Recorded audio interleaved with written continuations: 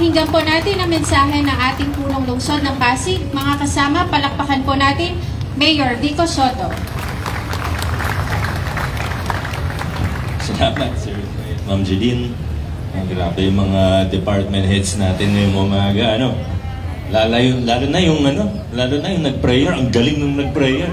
Talagang parang pastor eh. Magandang umaga, Vice Mayor Dodot, mga konsehal, mga kasama natin mula sa national government agencies at sa ating economic sector. Magandang umaga po.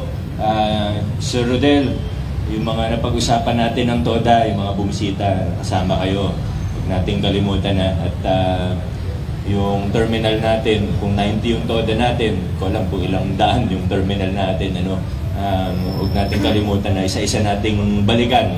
Ano bang pwedeng i-improve? Ano ba yung mga kailangan na, kung kailangan ng temporary permit? Balikan lang natin lahat. Sa mga kasama naman po, ngayong schedule natin 7 to 4 p.m. parang so far parang okay naman, although mixed reviews. Ang sabi sa akin ng mga ibang empleyado natin, sa umaga daw mas mahirap ng konti sumakay papunta dito dahil nakasabay nila yung mga mag-aaral. Tama po ba? Agree po yung iba? Yung iba hindi. Iba-iba talaga. Pero ang isang maganda, yung mga pauwi na mas malayo yung inuuwian, mas gusto nila, mas pabor daw sa kanila. Meron po ba dito sa medyo malayo, Magahan, De La Paz, meron sa inyo mas okay? Mas okay sa kanila. So, tingnan natin, obserbahan pa rin natin. Naghahanda na rin talaga tayo sa paglipat natin sa temporary City Hall. Ibang adjustment na naman yun. Marami na naman matutuwa. Siyempre, may mga magreklamo din. May mga iiwan tayong serbisyo dito. At sina Sir Jojo, abalang-abala dahil gagamitin ang pasilidad ni Sir Jojo. Itangala. Kasi yun yung temporary office facilities. Medyo nakaporma na naman siya. Kaya salamat sa mga staff natin. Hindi lang sa tanghalan, kundi sa lahat po ng mga staff natin sa sakripisyo na ginagawa ninyo. Kasi medyo medyo mahirap yung ginagawa natin. Yung pag-iimbentaryo ulit, yung pagtataging ng mga gamit. Kami, nagsisimula na rin kami sa opisina. Ganun din sa city admin, di ba? Attorney Jerome, nakita ko nag-overtime yung mga staff mo nung weekend. Medyo mabigat na trabaho, pero para sa lahat po yan. At ako si Doc Emma, hindi ko na po babanggitin na nag-birthday po siya at special milestone yung birthday niya. Hindi ko babanggitin. Huwag niyo nabatiin, hindi ko babanggitin. Hindi ko na sasabihin na special na taon talaga pag nag-60. Pero yung kaya kita na kasi nung nakaraang linggo, siguro 2 weeks na, ang haba ng pila dito, di ba? Yun pala, ang tinatanong ko, ba't biglang haba ng pila? Wala naman akong alam na special na kahit ano. Yun pala, ito yung sa Animal Bites. Tapos nung tinitrace natin kung anong dahilan, bakit biglang nagkaroon ng surge sa pila. Parang biglang lahat ng tao gusto magpa-anti-rabies. Yung pala, mga nag-viral. Nakita sa balita na nakagat daw ng aso, hindi nagsabi sa magulang, tapos ayun na. Kaya biglang natakot lahat, may konting sugat lang, kahit hindi kagat ng aso o ng hayop, dinadala na kaagad dito, kaya humaba. Tapos nung nagtanong din po ako sa ibang mayor, ganun din pala sa ibang LGU. Naalarma kasi ako, ba't biglang ano ba nangyari? Yung pala yun lang, hindi rin naman sa Pasig nangyari yun. Pero yun, so buti na lang may gamot tayo, buti na lang kumpleto yung mga stocks natin. Yung ibang LGU yata medyo nahirapan kasi nga biglang dagsa.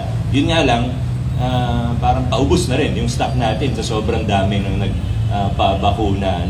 So, Doc Emma, patulong na lang sa information dissemination na naman sana sabay-sabay pumila din. Ano pa ba mga natin sa kasama natin, mga taga-Kato, market admin, peso, co-op natin, BPLD.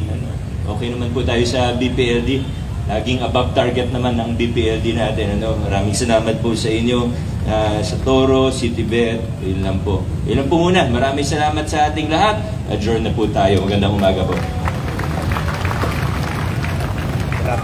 Ating kanang kamay at sabay-sabay nating bigasin manunumpa sa watawat ng Pilipinas. Ako ay Pilipino, buong katapatang nanunumpa sa watawat ng Pilipinas at sa bansang kanyang sinasigisan ng may dangal, katarungan at kalayaan na pinigilos ng sambayan ng mga Diyos, mga tao, mga kalikasan at mga bansa.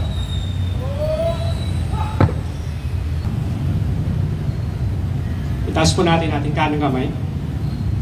Panunumpa ng lingkod bayan, ako ay isang lingkod bayan. Pangalagaan ko ang tiwalang pinagkaloob ng mamamayan. Maglilingkod ako ng may malasakit, katapatan at kahusayan ng walang kinikilingan. Magiging mabuting halimbawa ako at magbibigay ng pag-asa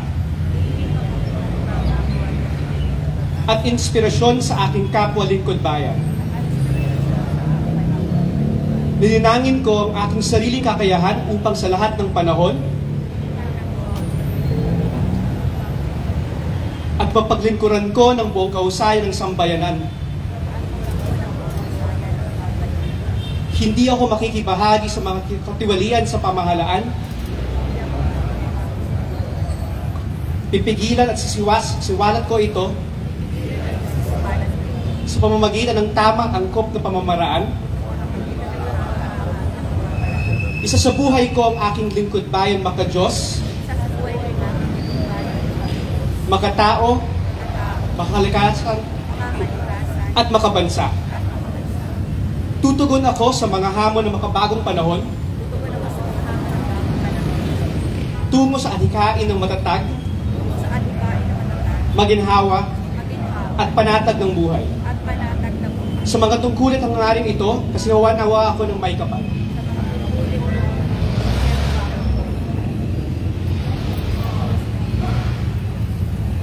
Salamat po, Attorney.